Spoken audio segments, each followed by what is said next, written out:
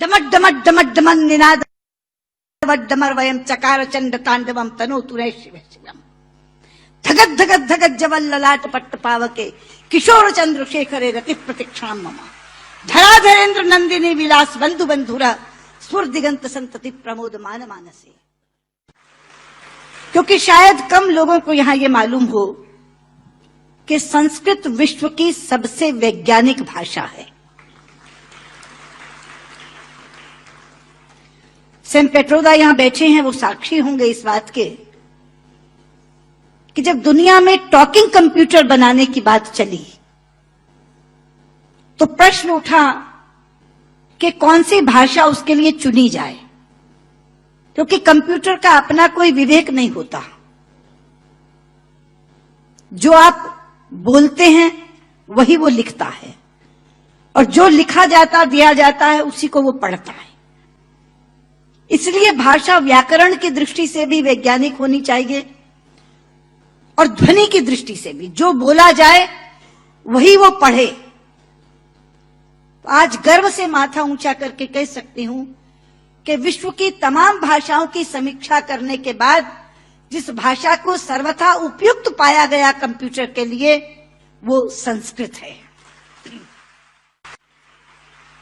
क्योंकि जैसे अंग्रेजी में NO नो भी नो है और KNOW भी नो है। अब अगर आप कंप्यूटर को बोलें आई नो दिस तो लिखेगा INO नो दिस, कोई अर्थ ही नहीं निकलेगा उसका।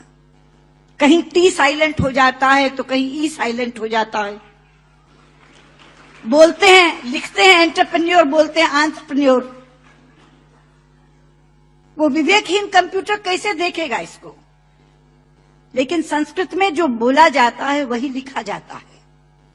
यहां तक कि छोटी ई और छोटे ऊ की मात्रा की ध्वनियां भी अलग है। इति, यदि आपने छोटा बोला तो इति, लेकिन दही बड़ी की मात्रा बोला तो दही। तो जो बोलेंगे वो लिखेगा, जो लिखेगा वही पढ़ेगा।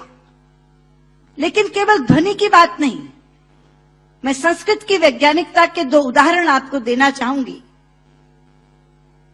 संस्कृत में शब्दों का इतना अपार भंडार है मित्रों कि रचनाकार अपने व्यक्तित्व के अनुसार उसको चुन सकता है। एक प्रसंग है रामायण का कि जिस समय भगवान श्री राम लंकेश पर विजय प्राप्त करने के लिए लंका जाते हैं तो भगवान शंकर की आराधना करते हैं। वो स्तुति जिसमें करते हैं वो रामचरितमानस में रुद्राष्टकम के नाम से समाविष्ट किया गया है। रुद्राष्टकम के शब्द हैं नमामि शमीशान निर्वाण रूपम विभुम व्यापकम ब्रह्म वेद स्वरूपम निजम निर्गुणम निर्विकल्पम निरीहम चिदाकाशमाकाशवासम भजे। लेकिन उसी समय श्री राम पर विजय प्राप्त करने के लिए रावण ने भी आराधना की थी, स्तुति की थी, और उसने अपना स्तोत्र स्वयं रचा था जो शिव तांडव स्तोत्र के नाम से प्रसिद्ध है। शब्द हैं डमट डमट डमट डमन निनाद डमर वयम चकार चंड तांडवम तनो तुरे शिव शिवम धगत धगत धगत जवल ललाट पट्ट पावके किशोर चंद्रशेखरे रति प्रतीक्षाम मम धराधरेन्द्र नंदिनी विलास बंधु बंधुरा स्फुर दिगंत संतति प्रमोद मान मानसे।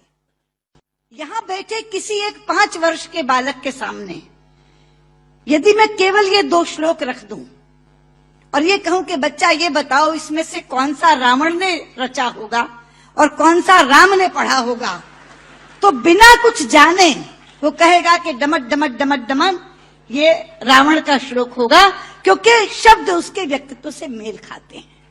और नमामि शमीशान निर्वाण रूपम राम ने कहा होगा। यह है संस्कृत की वैज्ञानिकता। एक और उदाहरण देती हूं, आप हैरान हो जाएंगे। संस्कृत के एक रचनाकार हैं दंडी। उनका एक नाटक है 10 कुमार चरितम, जिसमें 10 राजकुमारों की कथा है अलग अलग। उसमें एक कथा आती है राजकुमार विश्रुत की। प्रसंग है कि वो आखेट के लिए शिकार करने के लिए जंगल में जाता है।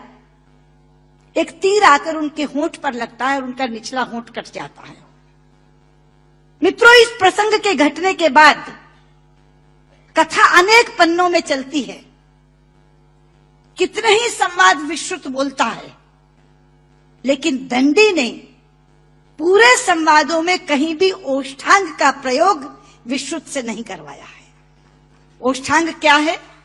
पूरा अल्फाबेट हिंदी का जो पवर्ग है वो ओष्ठांग है। प, फ, ब, फ, म। प, फ, ब, फ, म दोनों होंठ मिलाकर बोले जा सकते हैं। अगर दोनों होंठ में से एक होंठ नहीं है तो आप प नहीं बोल सकते, ब नहीं बोल सकते, भ नहीं बोल सकते, म नहीं बोल सकते। ये पवर्ग ओष्ठांग है। तो अगर उसका एक होंठ कट गया तो उसने पवर्ग का उच्चारण कैसे किया, ये कोई भी प्रश्न कर सकता था रचनाकार से। इसलिए अनेक संवादों में कहीं भी ओष्ठांग का प्रयोग नहीं है। यह है संस्कृत की वैज्ञानिकता।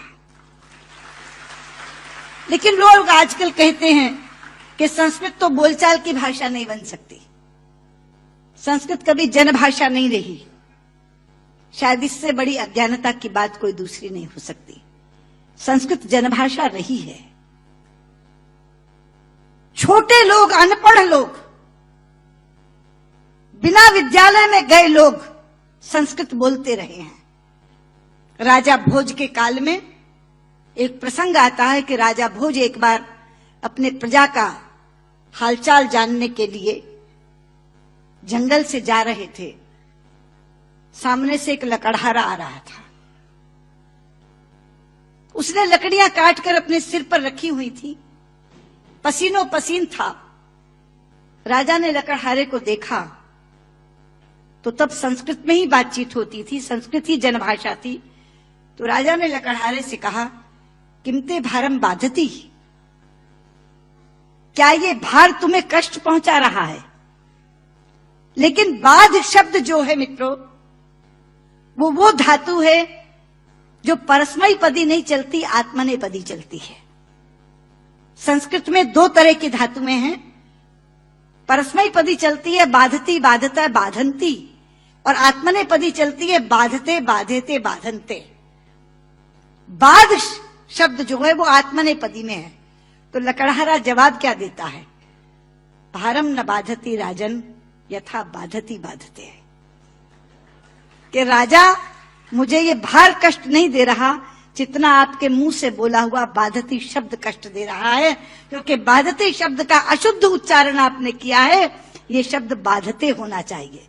भारन न बाधती राजन यथा बाधती बाधते। तो कौन कहता ये जनभाषा नहीं रही? ये जनभाषा रही है। लेकिन आज मैं शंकर जी से कहना चाहूंगी कि आपकी साउथ इंडिया एजुकेशन सोसाइटी पर एक जिम्मेदारी आई है, क्योंकि आज संस्कृत केवल कर्मकांड की भाषा बनकर रह गई।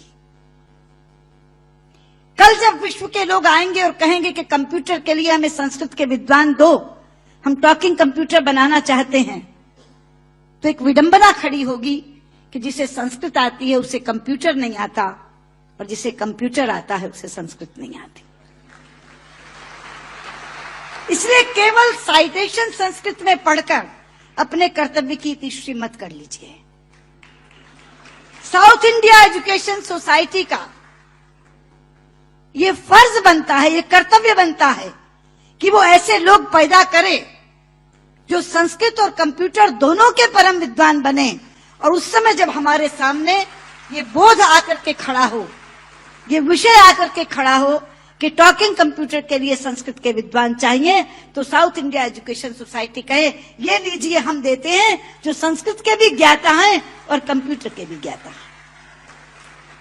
क्योंकि अथाह भंडार भरा पड़ा है हमारे ज्ञान का, हमारे शास्त्र, हमारे उपनिषद, हमारे ग्रंथ, और उन ग्रंथों की सोच लोगों तक पहुंची नहीं। आज अभी शंकर जी अपने प्रारंभिक वक्तव्य में कह रहे थे, उदार चरिता नाम वसुधैव कुटुंबकम। ये संस्कृत जानने वाले की सोच है। संस्कृत बोलने वाला पूरी पृथ्वी को परिवार मानता है, वसुधैव कुटुंबकम। संस्कृत बोलने वाला पृथ्वी को परिवार मानता है, और अंग्रेजी बोलने वाला विश्व को बाजार मानता है। और ये सोच का अंतर है, क्योंकि परिवार में प्यार होता है मित्रों, बाजार में व्यापार होता है, केवल व्यापार, शुद्ध व्यापार। लेकिन ये कौन बताएगा लोगों को कि भारतीय संस्कृति में पूरी पृथ्वी को, पूरी वसुधा को कुटुंब मानने की भावना है। सर्वे भवन्तु सुखिनः, हम तो सर्व की बात करते हैं, सर्वे सन्तु निरामया, सर्वे भद्राणि पश्यन्तु मा कश्चित् दुर्भाग् भवेत्। सर्व के कल्याण की कामना किसने की है? लोग अपनी अपनी बात करते हैं, लेकिन ये है वो भारतीय संस्कृति जो सर्व के कल्याण की कामना करती है। इसलिए बहुत ज्यादा आवश्यक है कि ये ज्ञान जो छिपा पड़ा है पुस्तकों में, केवल इस कारण नहीं पहुंच पा रहा कि ऐसी भाषा में है जो भाषा मृतप्राय होती जा रही है, जो भाषा केवल मंत्रोच्चार की भाषा बन गई है कि विवाह पद्धति करानी है, जन्म मरण कराना है तो पंडित जी को बुला लो, वो भी अपना आधा अशुद्ध और आधा शुद्ध बोल के चले जाते हैं, क्योंकि उनको भी कोई टोकने वाला नहीं, उनको भी कोई कहने वाला नहीं कि आप क्या कर रहे हैं। इसलिए साउथ इंडिया एजुकेशन सोसाइटी पर यह जिम्मेदारी आई है, आप इस काम को करें। और मैंने अभी जब आप बैठे थे तो मैंने आपसे कहा था कि जो 2.5 लाख का पुरस्कार आपने मुझे दिया है मैं आपको वापस करती हूं, आप इसी पुण्य कार्य में आप उसका इस्तेमाल करें और ये काम आप जरूर करेंगे। मुझे लगता है तभी मेरा यहाँ आना सार्थक होगा। बहुत बहुत